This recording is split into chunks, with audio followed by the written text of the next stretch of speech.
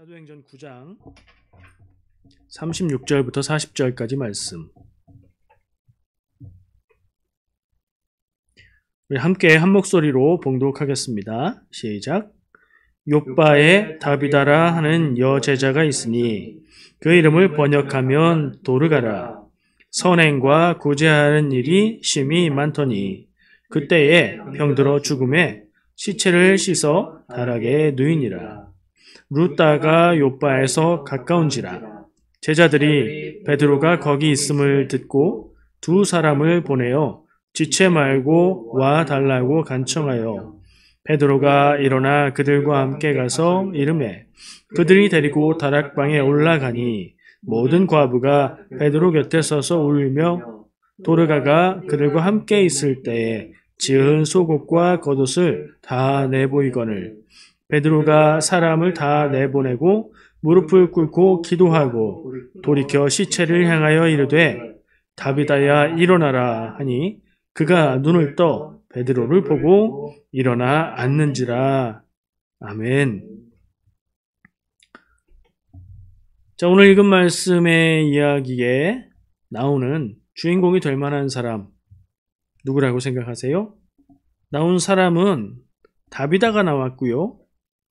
베드로가 나왔고요. 도르가라는 이름도 나왔고 제자들 이런 사람들도 있었어요. 제자들은 이름이 없었고 베드로는 워낙 다루기가 굳이 여기서 다룰 만한 사람은 아닌 것 같고 다비다와 도르가가 있는데 그 둘은 같은 사람이죠. 다비다의 이름이 번역하면 도르가다. 다비다가 곧 도르가다. 성경에 한 사람의 이름이 이렇게 두 가지로 나오면은 보통은 한 가지 언어는 히브리어 혹은 아람어, 그 둘은 조금은 다른데 거의 같은 말이에요. 히브리어나 아람어 아니면 헬라어죠. 이 둘 중에 다비다라는 이름이 그 유대인 이름이에요. 그 히브리어, 아람어 이름인 거고요. 그 이름을 헬라어, 그리스 말로 바꾼 게 도르가라는 거예요. 뭐와 같아요? 바울의 이름이 사울이라고도 하고 바울이라고도 하는 거하고 같은 거예요. 사울은 유대인식 히브리 이름이고 바울은 헬라어 이름인 거죠.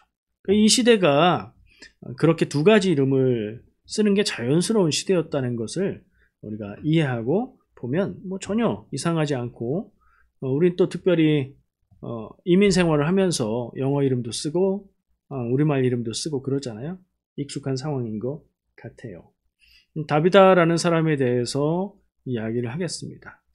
보통 다비다는 우리가 어디서 많이 듣게 되냐면 여선교회를 숫자가 많아서 나이별로 나누었을 때 나이가 좀 있으신 분들 쪽에 다비다라는 이름을 사용하는 걸 알 수 있어요.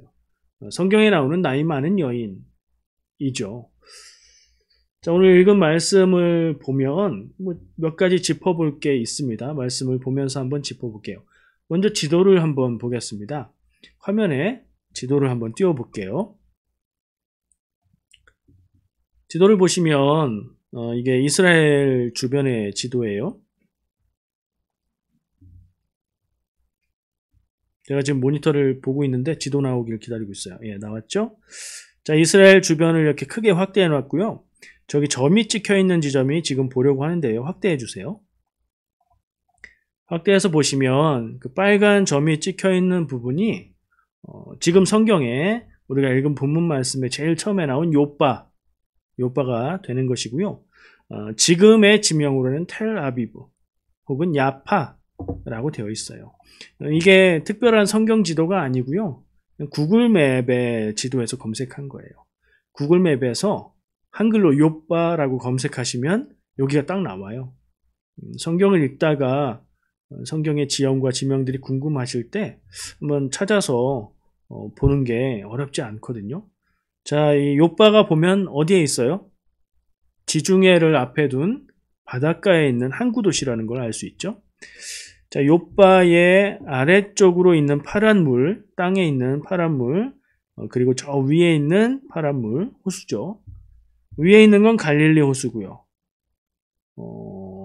요단강이 그 밑으로 쭉 흐르는 것을 알 수 있고요.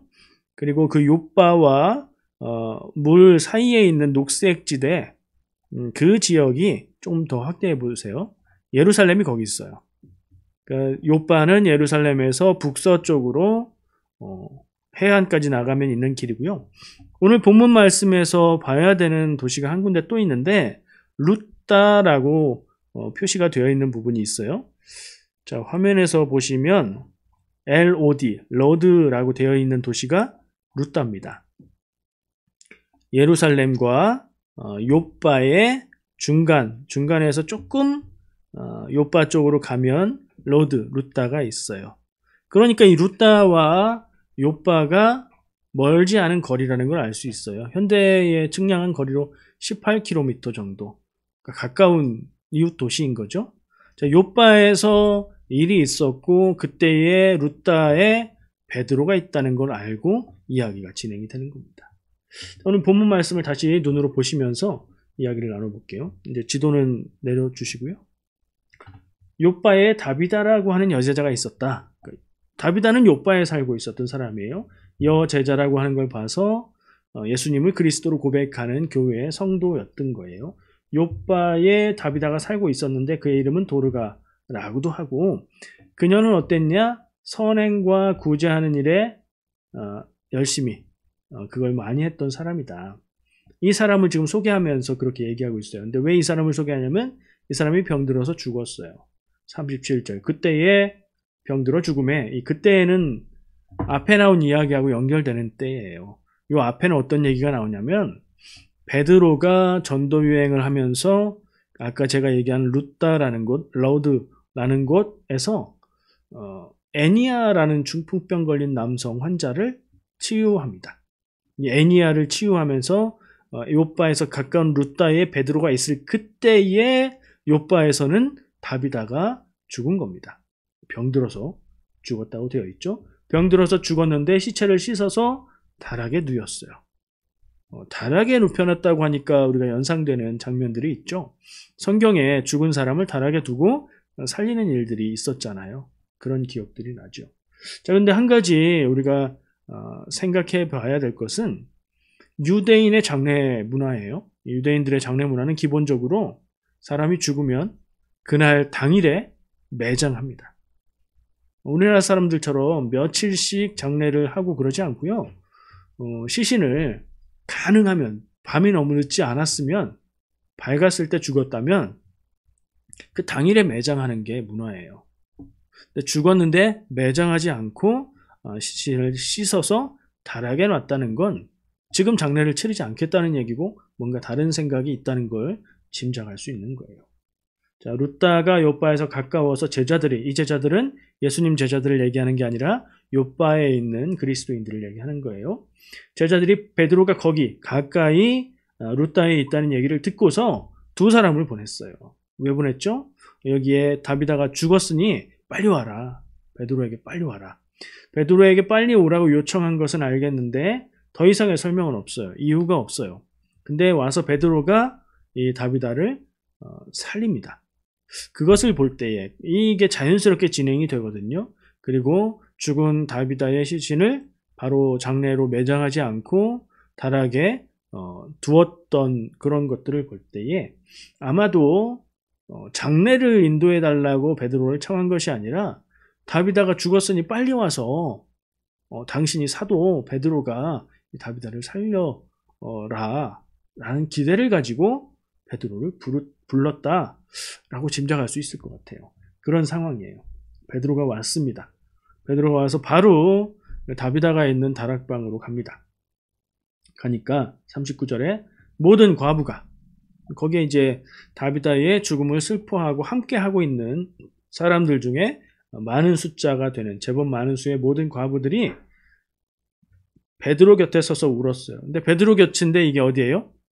다락방이죠. 다락방으로 갔더니 울었으니까. 그들은 베드로를 따라간 게 아니라 다비다의 시신 곁에서 슬퍼하고 있었던 거예요.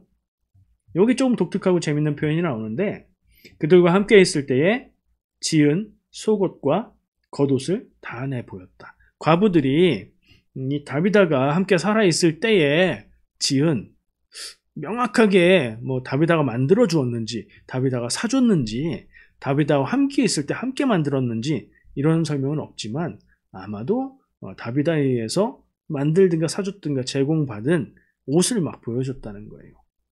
그 뭐 슬퍼 울면서 다비다가 우리를 이렇게 잘 해줬어요 하고 베드로에게 얘기하는 거죠. 근데 속옷과 겉옷을 보여줬다는 표현이 좀 독특하고 특이하고 재밌어요. 저는 이따가 얘기를 다시 할게요. 베드로가 사람을 다 내보냅니다. 다락방에 죽은 사람의 시신이 있고 다른 사람들은 다 내보내고 시체를 향해서 일어나라. 이 장면 어디서 많이 본 것 같지 않아요?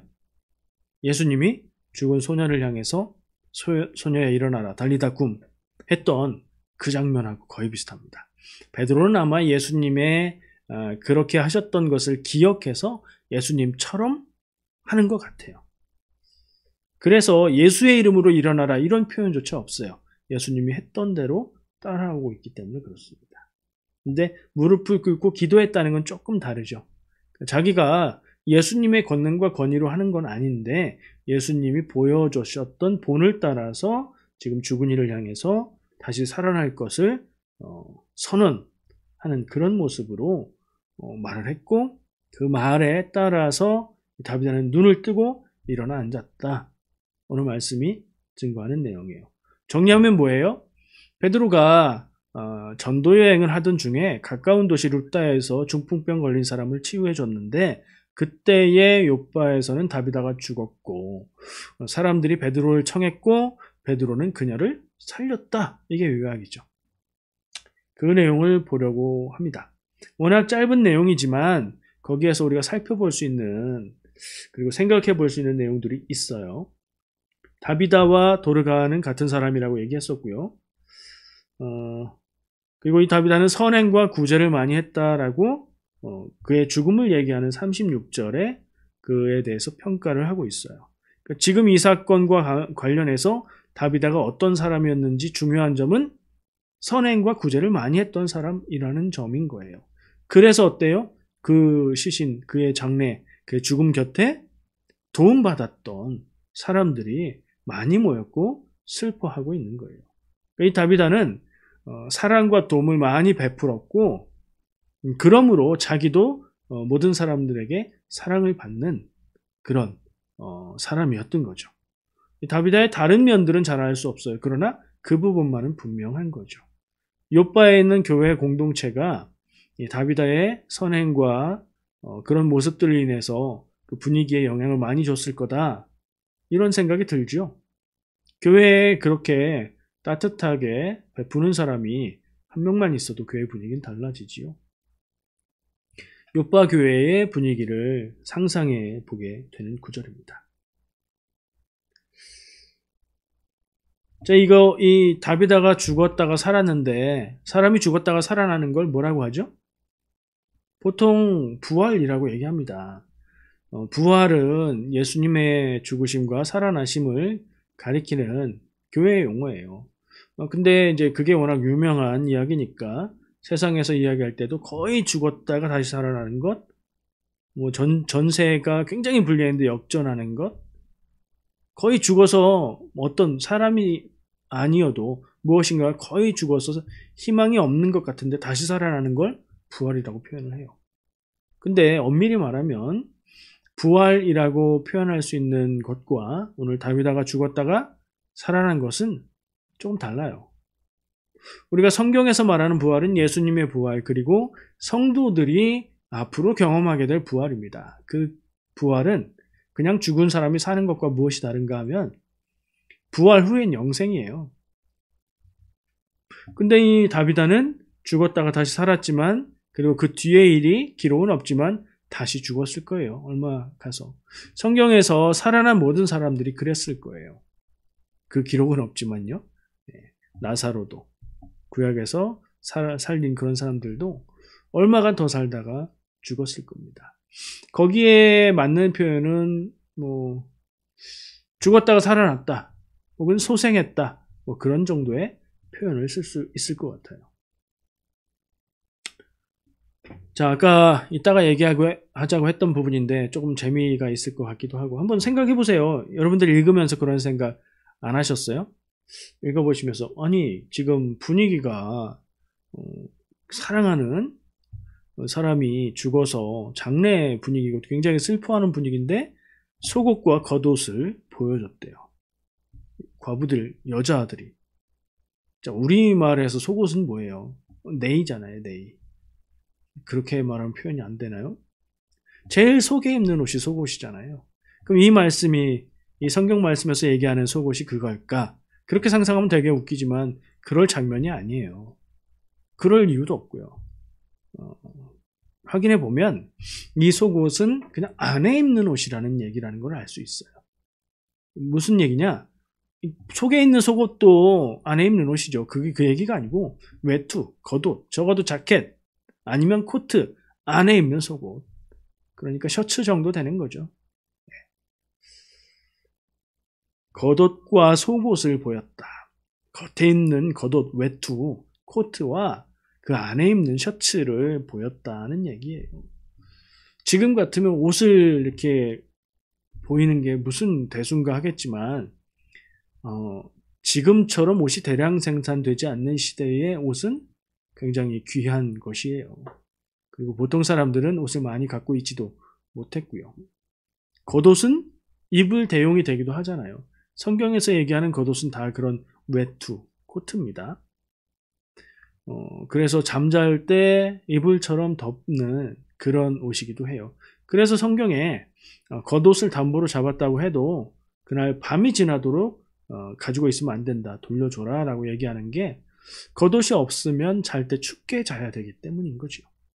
문화가 조금 달라서 이 안에 입는 옷 혹은 셔츠를 속옷이라고. 근데 달리 번역하기가 좀 곤란했나 봐요. 근데 우리말의 속옷은 조금 다른 의미죠. 그래서 우리가 잘 이해할 필요가 있어요. 성경의 언어는 문화권도 다르고 시대도 다르기 때문에 아무리 잘 번역해도 그 말 그대로 읽으면 곤란한 경우들이 생깁니다. 한글로 우리의 말로 번역되어 있는 성경이기 때문에 이것을 읽고 이것의 절대적인 의미를 부여하면 좀 곤란한 경우들이 있어요. 중요하다고 생각되는 부분을 우리가 연구할 때는 여러 가지 자료를 찾아보고 원어를 참고하고 가능하면 영어 번역 정도까지는 우리가 보는 것이 의미를 정확하게 이해하는 데 도움이 될 겁니다. 가끔씩 아주 믿음 좋으신 분인데 한글 성경만 보시고 한글 성경에 표현되어 있는 그 번역의 표현을 절대적으로 여겨서 얘기하는 분들이 있는데 그건 좀 곤란한 겁니다.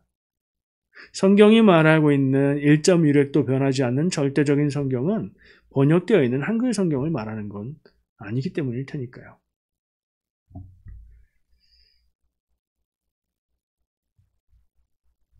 내용을 보면요. 아까 얘기한 대로 베드로가 전도 여행을 하는 가운데에 다른 도시에서 다비다가 죽었던 일을 다루고 있어요. 근데 내용을 보면 그 앞에 있는 애니야, 중풍병을 고침받은 사람의 이야기를 쭉 보면 그 영향으로 인해서 그가 많은 간증을 했고 그로 인해서 이 루따 지역에 전도가 많이 일어났다는 것을 기록하고 있어요. 그럼 이 다비다의 죽음과 다비다의 다시 산 소식도 역시 사람들에게 간증되었을 거고 죽은 줄 알았던 다비다가 살아있는 것이 그 증거가 되었으므로 또 믿는 사람들이 많이 늘어나는 그런 증거가 되었을 것 같아요. 다비다는 어떤 사람이었는가? 알 수가 없어요. 자료가 많지 않기 때문이죠. 그래도 이 성경 짧은 구절에서 이야기하는 것들로 생각을 해보면 다비다는 그 지역 욥바에서 사람들을 많이 도와서 널리 알려져 있었을 만한 그런 기독교인이다 라고 생각할 수 있겠죠. 이 다비다의 구제와 도움이 교회 안에 있는 성도들만을 향했을까? 교회 밖에 있는 이웃들을 향했을까? 이것도 우리가 한번 생각하고 질문해 볼 필요가 있고요. 예수님은 뭐라고 하실까? 이웃 사랑에 대해서. 이웃의 범위를 교회 안에 성도로 한정할까? 교회 밖으로 확장하실까? 당연히 교회 밖으로 확장하지 않을까요? 예수님은 잃은 죄인을 찾으러 오셨다고 말씀하셨고 죄인 하나가 회개하고 구원받으면 구원받아 먼저 구원받은 사람들 100명보다 더 기뻐한다. 그런 말씀도 하셨으니까 말이죠. 그러면 우리는 이 다비다는 그 지역에서 많은 사람들을 도왔다.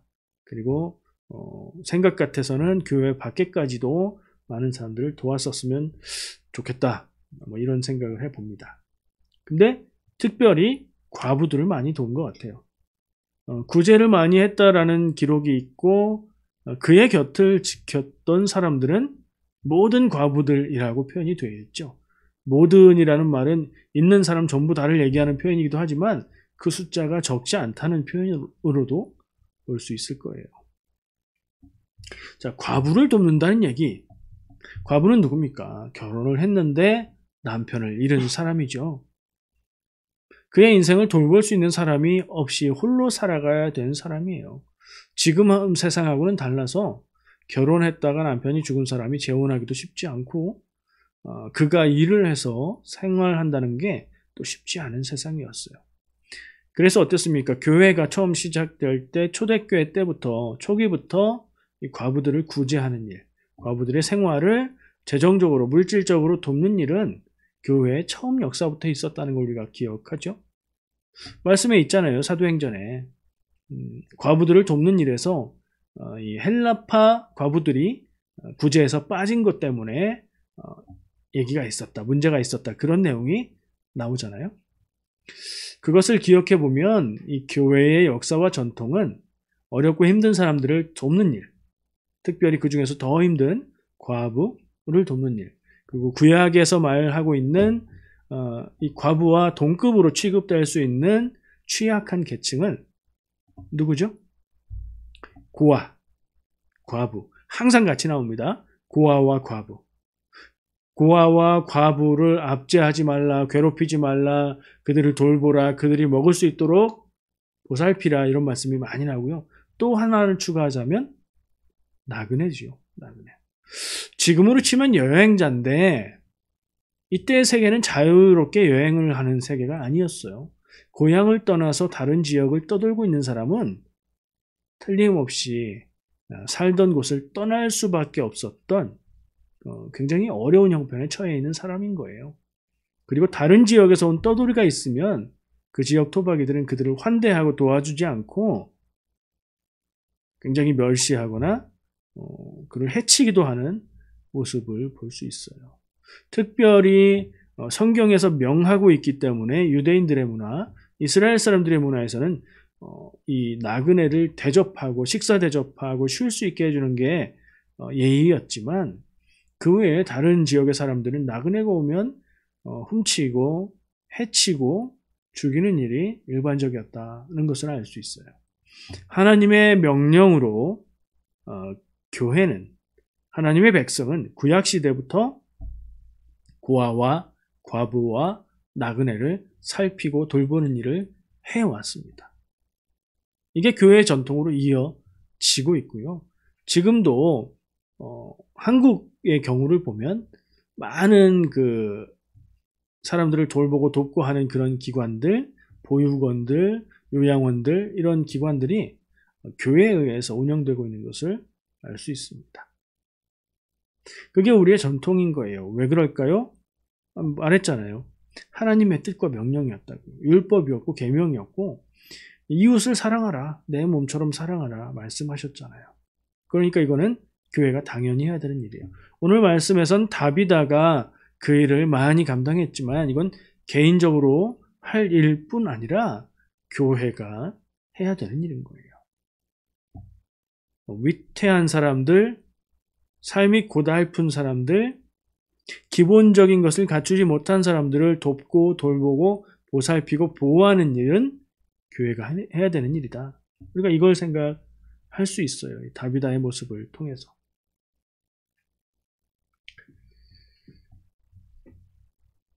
저는 가끔씩 오늘 다비다의 이야기를 읽으면서 든 생각인데 가끔 그런 생각이 납니다. 내가 지금 이 세상에서 살고 있고 내가 살아있고 내가 나의 문제되는 부분들을 내 입으로 해명할 수 있는 살아있는 기간 동안에는 누가 나한테 뭐라고 잘 못하겠지만 물론 이제 없는 데서는 얘기할 수 있겠지만 근데 내가 죽고 난 후에 내가 이 세상을 떠난 후에 사람들은 나를 어떻게 기억하고 나에 대해서 무슨 말을 할까?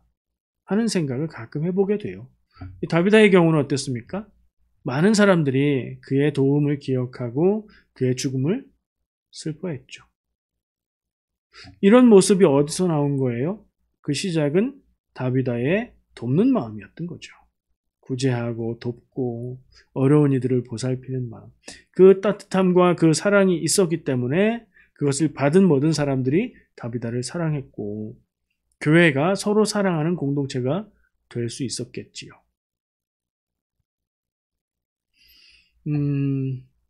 여러분은 어떻게 생각하세요? 한번 생각해 보세요. 내가 이 땅을 떠나고 나면 나를 알고 있었던 사람들은 나를 어떤 모습으로 기억하고 나에 대해서 무슨 말들을 할까?